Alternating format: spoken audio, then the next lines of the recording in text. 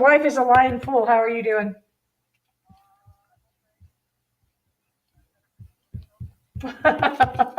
Is Yeah, that are going you to show cooking? up on your video? All right, now that we Go ahead have and cook it, and you can labeled finish the it. Canadian provinces and territories, we're going to come back through and we're going to end up as our landforms, and we're going to use a green marker to do this. And what's really interesting about some of these landforms is that they are shared by the United States as well as Canada. The first big one is the Rocky Mountains. So we're going to kind of turn the page a little bit, and the Rocky Mountains actually start up here in the Yukon Territory and kind of cut right along down here, and you know they go all the way into Denver, Colorado. You've already heard over the Rockies, I bet you didn't know they went this far up, the Rocky Mountain Range, and it kind of curves and slants a little bit, but you'll see it right down through there. So there is our Rocky Mountains. The next one is another set of mountains, and it's called the Coast Range, and it kind of gives it away. It kind of runs along the coast of British Columbia, and it is called the Coast Range.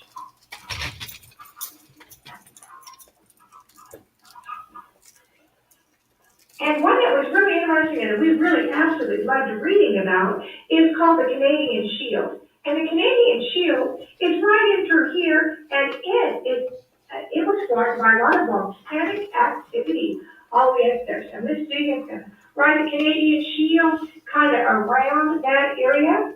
But that was all formed again by volcanic activity.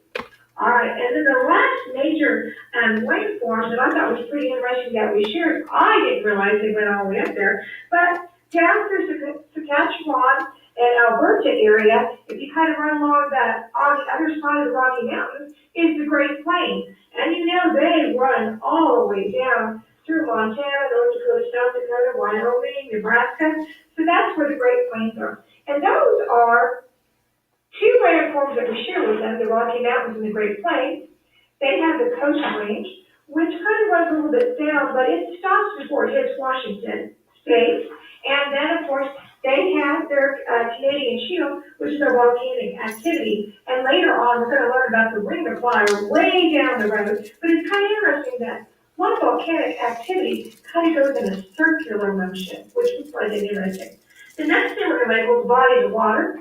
So we moved to a blue marker, and the Mackenzie River runs through the Northwest Territories and kind of runs along, kind of sort of there where the Rocky Mountains are, but it kind of squiggles down through there and ends up in that Great Lake that we were talking to you about down there, which is the Great Slave Lake. It kind of runs through. And it does attach with a couple little feeders to that Great Bear Lake up at the top that we're talking about.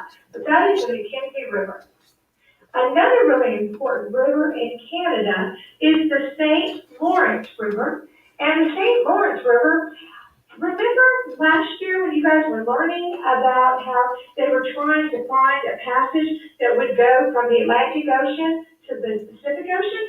Well, the St. Lawrence River was one of those things that they thought would go across, but what they found out is it just ended up ending in the Great Lakes and could go no farther. So this is where the St. Lawrence River is.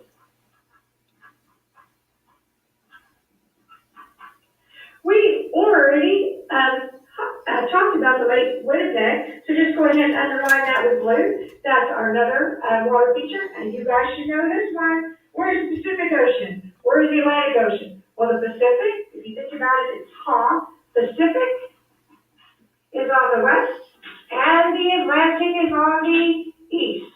All right, we're going to squiggle that in there. The Atlantic Ocean. We're kind of getting filled in. And to the south, by the St. Lawrence River, we just talked about that, that's where the Great Lakes are. And on one side of the Great Lakes is Canada, and on the other side is the United States. All right. We did label some of the major cities already, but we want to make sure you see the rest of them. Toronto, we kind of talked about that. We're just going to put a little star where Toronto was.